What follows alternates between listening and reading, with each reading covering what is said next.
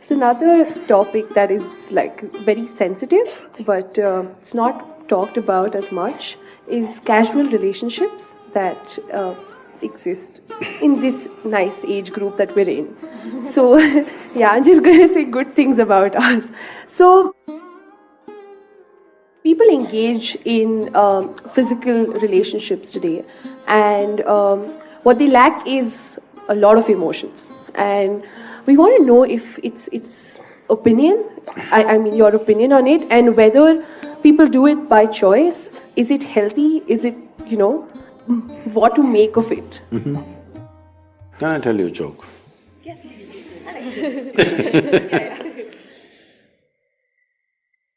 There was one Mrs. Bhatia. No Bhatias? I could change the name. There was one Mrs. Bhatia who was having her 50th wedding anniversary.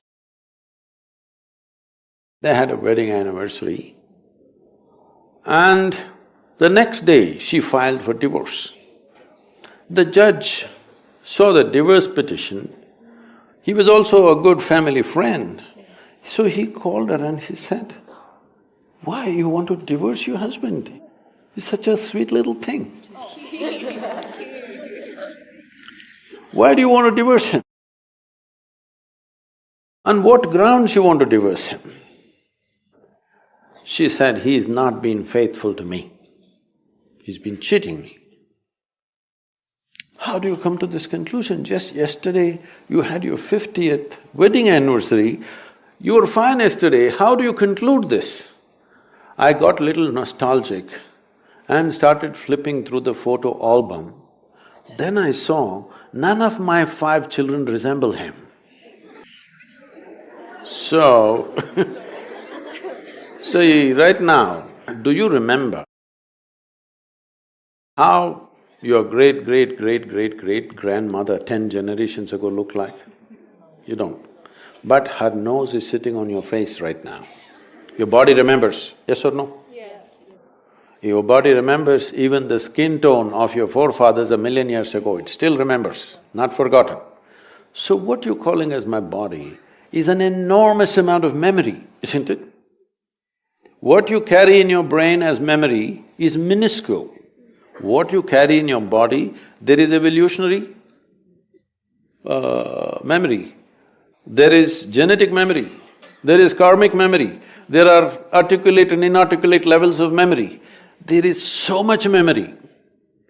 You think you know how to walk right now, please understand, only because your body has built up that memory. If your body forgets, you won't be able to walk. So, the amount of memory for every simple thing that you do, you know what to eat, what not to eat, how to eat, you must put it in your mouth, not in your ears.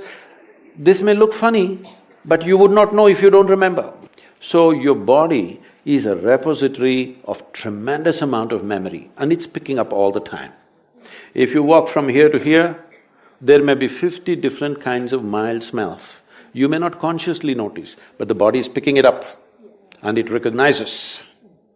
All the time it's recognizing, that's how you know what is good smell, what is bad smell, this is this smell, that is… You recognize the different aspects of sound, smell, this, that, because constant recognition is happening. So this body memory, traditionally in this culture, we call this as runanubandha. That means physical memory that you build. You can either consciously build your physical memory or you can simply take in wild amounts of memory and go through lots of physical confusion. So wherever there is impact, I don't know if you still have these things, maybe in your generation is gone, but still there will be people in Bangalore city, if you ask them to… if you try to give them salt, they won't take it, they'll say, keep it there. If you try to give them sesame seeds, they will say, please keep it there. Because they have recognized many substances which can easily carry your memory and it will become mine if I take it. So I don't want to take in memory. This is the reason why generally in this culture, touching each other, shaking hands, these things are avoided. We touch our own 2 hands and do namaskaram because we don't want to go on picking up memory. Because if I as much as touch this memory, it remembers. You try this with 4 of your friends, you touch their hands. Don't try to consciously remember, every day touch their hands, forget about it. Tomorrow, if that person comes and touches you, you know it's this hand, isn't it? So the body remembers, it's not the mind. The physical body remembers, this is called as runanubandha. When there is a sexual interaction or there is any kind of intimacy which involves thought, emotion and body, the amount of memory that is left in your system is very big. It is from this context they said you must keep this as simple as possible. There are other aspects where in certain tantric process and all they're involving, they are preparing themselves for years to distance themselves from the body in such a way that the body doesn't pick up anything from anywhere. This is being done like a sadhana, not as sexual promiscuity. So, the question is not of morality, the question is of what is it that you want to do with yourself in your life. If you want to be in such a way that in your life, your inner intelligence will be the most dominant thing in your life, not your physical body, then you must keep the body's memory as simple as possible. This is why simple types of food, people go into very simple kind of food, not complicated. Even now, I eat 1 meal a day and I eat only 1 item in the meal. I won't eat 10. I may eat all of those things another day, but today I'll eat only 1 item because it makes a huge… Just experiment and see, don't go by what I'm saying. Just experiment and see, especially when your examination time comes, eat simple food and see what a difference it makes for your intelligence, how it functions, how alert you are, everything. So, what is it that you're trying to build yourself to? Do you want to build yourself to be a sexual supernova? Or… No, I'm saying some people may have that intention, that's up to them. But what is it that you want to do with your life is something that you must decide. If you have decided that, it's very, very important that you don't unconsciously pick up enormous amount of memory because this will lead to… Later on you will see, it'll become very difficult to remain peaceful and joyful in your life, no matter what good things may be happening, simply because there is confusing memories in the system. When something else of similar nature comes, the body goes into a turmoil of confusion. It may not translate into your mind, just physically it will go on.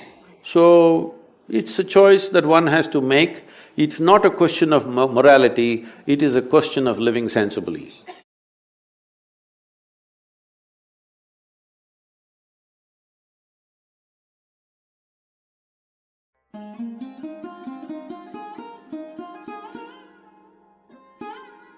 In this culture, the rivers,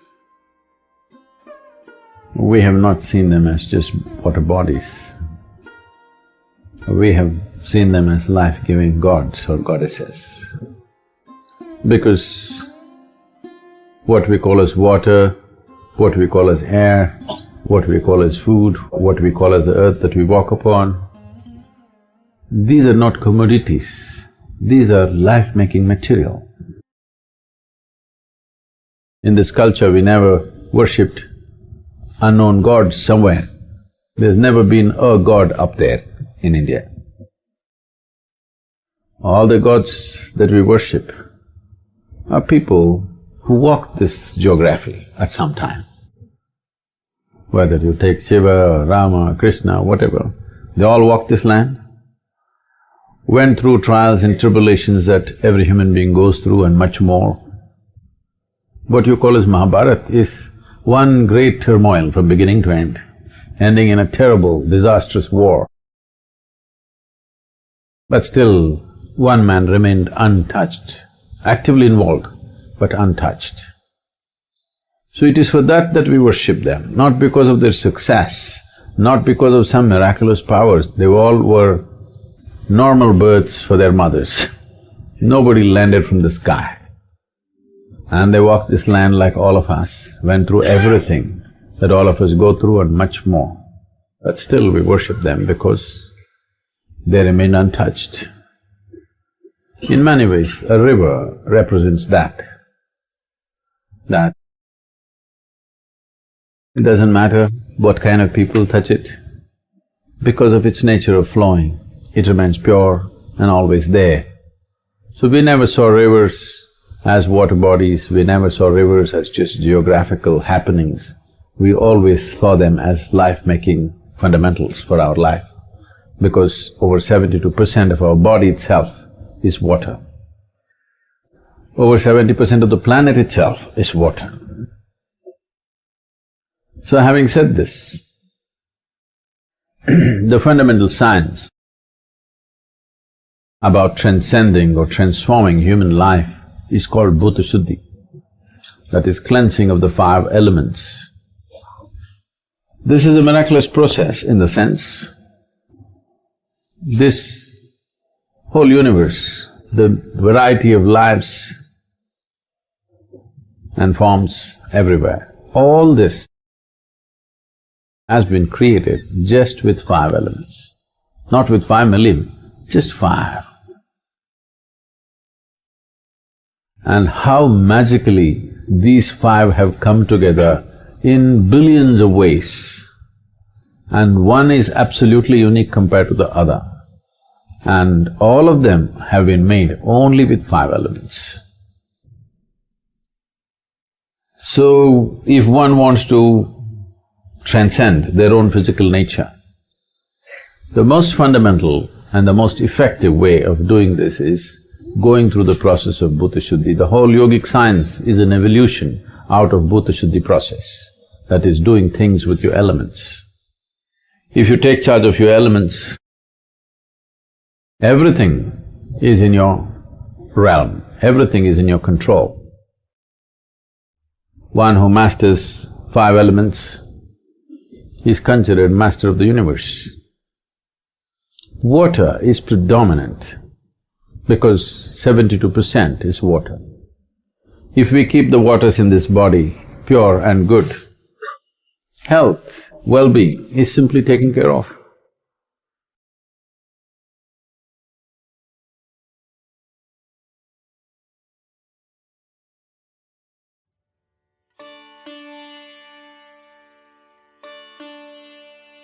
Sadhguru, in many of your books you labeled us as seekers, but to me some questions seem completely unanswerable. You talk about past life and future lives. No, I never spoke about future life, do not accuse me of that. Never I have spoken about future life, because past yes, but never future. Yeah, I'm just giving that as an example, say even past lives, but to me certain questions seem completely unanswerable unless you said, for example, in one of your satsangs that you know. I mean, so are we supposed to just accept that No. the knowledge is available when seems to me that it is not available to us? No, you don't have to accept anything. Why should you accept? There is no need. So, because right now, your situation is like this. Let's say you were in prison for 10 years. You are in a cell, always locked. One day, somebody simply quietly came, opened the lock and they went away. But you won't get up and move out because you want a neon sign, this way to freedom. Otherwise you won't move. When you are like that, we have to say vulgar things like, I know. Otherwise you won't move. So, the vulgarity of me sitting up and saying, I know, is simply because somebody is sitting in a satsang and he can't take his hand off his cell phone. So, nothing wrong with the cell phone. Is there something wrong with the cell phone? This was made for our convenience, isn't it? The gadget is made for our convenience. It's very convenient or no? It is. So every convenience that we create is becoming a nuisance and a bondage in our lives. Because in your life, you're constantly seeking only bondage. Please understand this. You're not seeking liberation. Wherever you go, you want to bond with something, isn't it? If you go on bond, you will become bondage as you age. What was a bond when you were young? Has it not become bondage as you age? All the time you're trying to bind yourself to something. So, when you're doing that, how will you know freedom? When you're investing in bondage, where is the possibility of knowing what is liberation? Please see, are you not always investing in how to bind yourself to something? You are.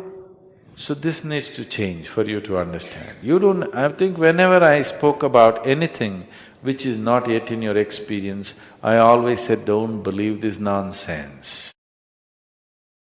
Just understand this much. Do I look like somebody who'll sit in front of a crowd of people and make a fool of himself? Do I look like that? No. So if somebody is saying something so ridiculous or absurd or unbelievable for you, you must say this, okay, he's talking all this rubbish, let me see, I want to know what this is all about. If you say that much, that's all we want. If you say, I want to know whether this is true or not, that's good enough. You don't have to say, oh, what he's saying is true, then you will miss it. If you believe me, you will miss it. If you disbelieve me, you will miss it. If you say, I want to know this, only then you will know it. You don't have to know what I know. You have to know what is true. So, seeking will not come to you because you're suspicious about something. Seeking will come to you only when you realize you do not know. If you see, I do not know, seeking is natural for human intelligence, isn't it? You cannot help it. The nature of life is such. One is packed into the other is packed into this and this and this and this. It will not be realized because you dissect it, which is all you can do with your intellect. Your intellect is a scalpel which is trying to dissect life. You want to really know your wife, today you must take a scalpel and dissect her. All the beauty of who she is, if you want to know, you must dissect her, isn't it? No, it will become ugly, it will not become beautiful. That's all you're trying to do. You're trying to know the existence. Using the scalpel of your intellect, dissecting it, it will only become ugly, it will not become beautiful.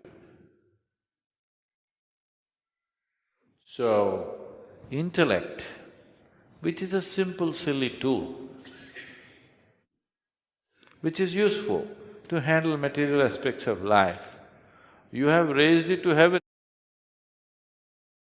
You are giving it the glory of heaven and think this is everything. Whatever you see, you want to cut it and see. If you cut open things and see, you will know one aspect of reality. You will not know the whole of it. If you open up this man, you may see how the heart is doing dupu-dupu, but you will not know this man. You will not know the most vital aspect of who he is. All the other details you will know. So, with this, how far will you go? Physicality is all that you… Physicality is the only thing you can cut. Can you cut something which is not physical? And all you got is a knife. Okay, you also have a wife, but I'm sure she doesn't let it use it on her, your intellect, does she?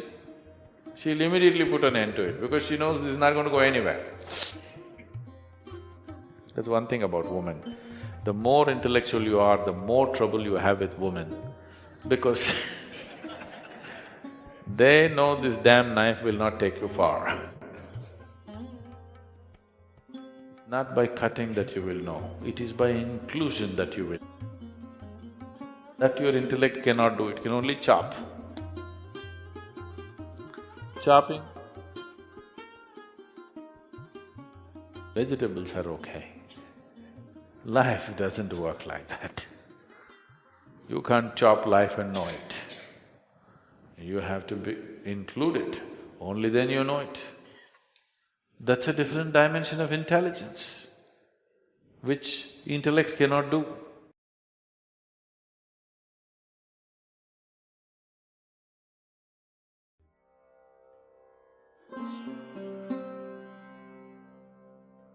Surya means sun.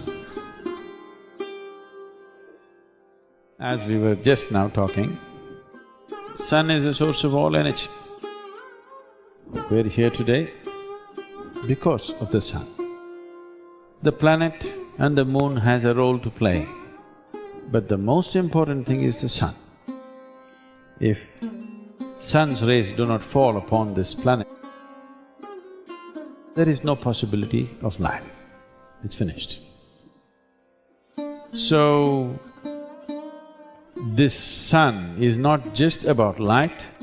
Every moment your life is kept up because of the sun.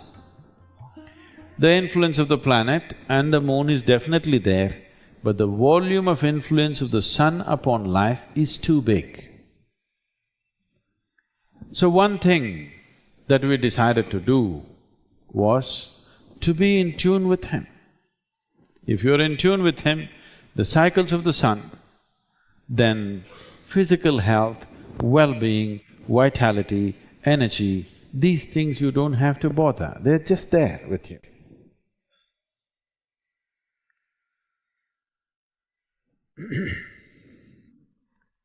The sun's cycles happen in once in 12.25 to 12.5 years. The moon's cycle happens in 28 days. Our female body is aligned towards the moon. It is because of that we are born, it is because of that we are here. That is true on one level. But whether you're a man or a woman, the contribution of the sun and the influence of the sun upon your physical system is phenomenal. Without it, nobody can… The very warmth in our body, which is a sign of life, is only because of the sun.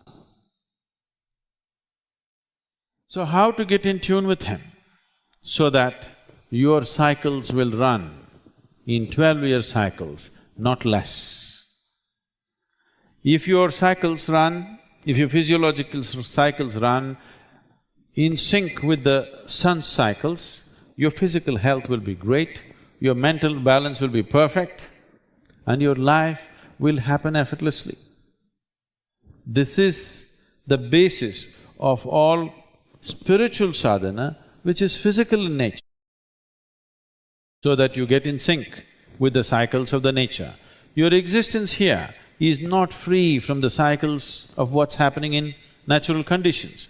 Surya Kriya means doing the sun within you. Because there is a sun within you, otherwise you wouldn't be able to maintain this temperature, isn't it? If you cannot maintain your body temperature, you're dead.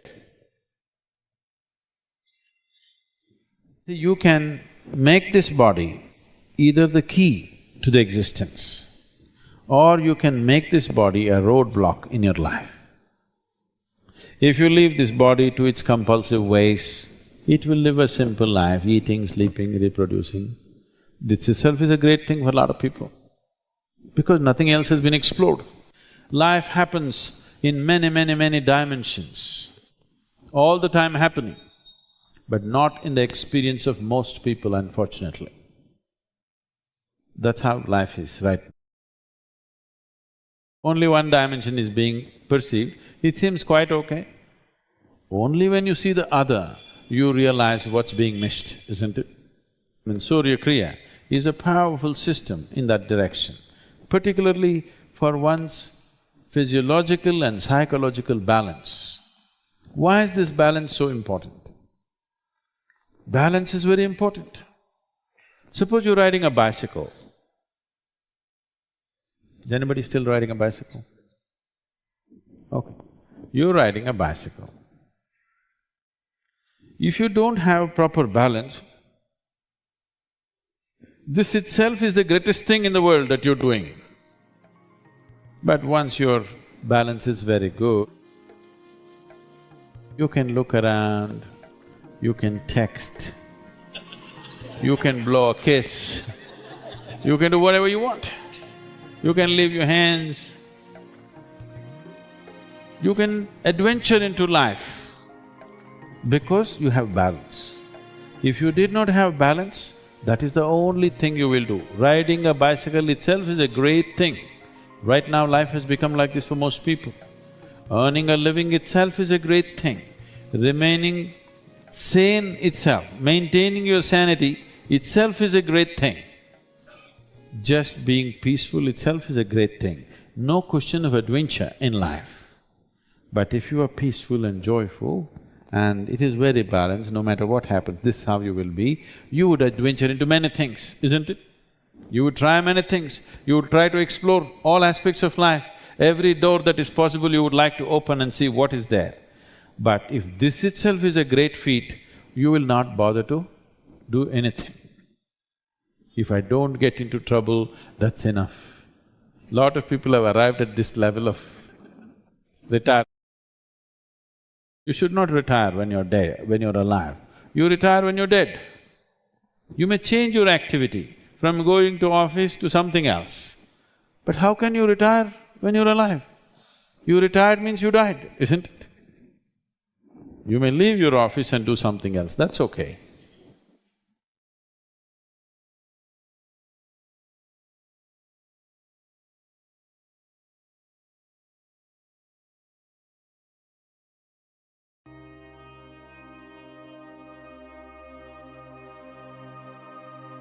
This question is from Shekhar Reddy. Sadhguru, it seems like it is a time for prophecies. While many are referring to the foretelling of Putluri Veer Brahmam, a saint and seer from Andhra who wrote about Corona in his Kalanyanam, others are referring to French apothecary, astrologer and seer Michel de Nostradamus. What is your comment on such predictions? Wonderful, these predictions are wonderful, but they always happen after the event has occurred.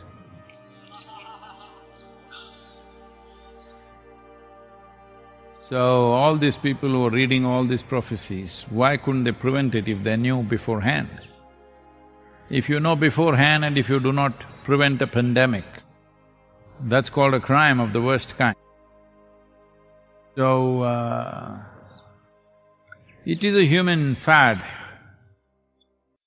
that they want to have a scope into the future. Isn't it wonderful? You don't know what will happen next. Otherwise, could you live?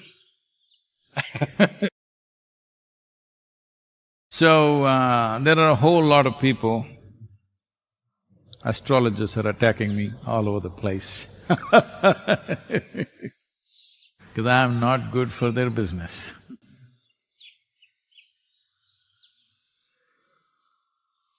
So, a human being is the peak of evolution on this planet. From the lowest level of creatures to… as you come, you will see they become less and less available to the influences around them. Let us say there is an earthworm. If something changes here, he will die. He's not going to take a swim and go to Africa and live there. Or he is not even going to go 10 miles away and live there. He will die because that's how much capability he has. If this terrain or if his habitat goes bad, there is nothing he can do. This is why we've been talking about rejuvenating the soil, because these microbes and worms which are vital for our survival, they will not migrate somewhere else. They do not have the capability of a corona. Corona doesn't have the capability, it is just that you're providing free transport. Human beings, the most mobile creatures on the planet, are providing transport. Our mobility, if we do not make it little more conscious, nature will control it. See, right now it's happened, we can't move. This happened. This was in Los Angeles.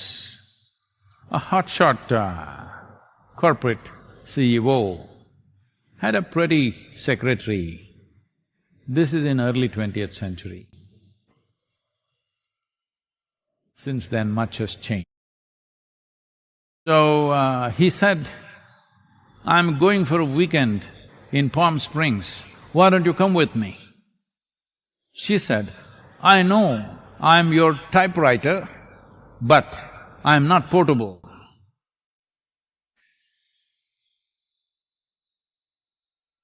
Your portability needs to become little more conscious. It is human mobility which has empowered the virus the way it has. If this had happened 1,000 years ago, if where there was no air travel, no much sea travel, all this, then it would have been just there, wherever it happened. Wuhan or wherever it happened, it would have been just around there, maybe adjacent villages, something, and it would have died out. But because human beings have become so mobile, today they're in China, tomorrow morning they're in Italy, next day morning they're in United States or wherever, because of this seamless mobility, suddenly corona has taken on a huge form. By itself, it would not have, because it needs you. So, this urge to always predict something. There was a man, he is no more, there was a man like this in Tamil Nadu. He predicted, 500 years later, there will be a big flood in Tamil Nadu. I said, that's wonderful. People came and asked me, Sadhguru, what do you think? 500 years later, there's going to be a major flood. I said, that is why I am sitting at the foothills. In case the flood comes, we will go up the mountain. You are in Chennai, you will go. He said, is that so? I said, yes. But I can also make some predictions.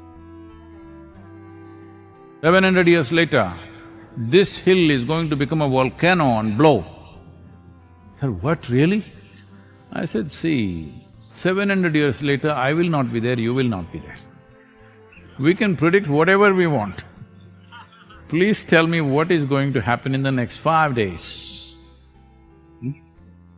Not even 5 months, next 5 days, tell me what's going to happen. This could be useful. Like a meteorological report. If you tell me what's going to happen in the next 5 days, it would be of some use. 500 years later, anything can happen. And of course, people have such a fad about these things, they will adjust the time and the prediction. Just about everything that can ever happen on this planet has already been said by Nostradamus. I'm not a French, I'm not conversant with French, but I like the word damus. English language, I don't know what it means in French. So, this will go on and on, people making predictions, always of the past. Well, if you look at certain projection of how populations are growing, how things are happening, what kind of ecological damage is happening, you can make some calculation and predict something. That in this trajectory if you go, this is what you will hit, we can say that. But 500 years of trajectory is a different matter. because we do not know what all forces will influence things. People say, after the world war is over, they say, we knew this is going to happen, somewhere it is written. After the nuclear bombs, atomic bombs were dropped, people say, we knew about this, 2 ugly spots will happen in the world. What about the test explosions? You missed all of them, you don't know how many hundreds of tests have been done. Maybe human beings did not die, I'm sure. A whole lot of creatures have died. So this is a wasteful thing. Instead of doing what you have to do now, actively, you go on talking about how we already knew. There are 2 problems right now with coronavirus. Like somebody said, it is dense population and dense population. We are already a dense population, don't also be dense up here. Let's do what best we can do, don't predict how many people will die. It's just stupid. How many people we will not let them die, this is important.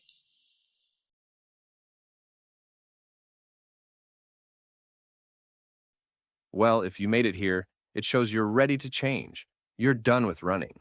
This kind of attention is rare, it's precious. Drop your city in the comments, and if you'd like, share this with someone who's also thirsty for clarity. Thank you, Big Hug, and see you soon.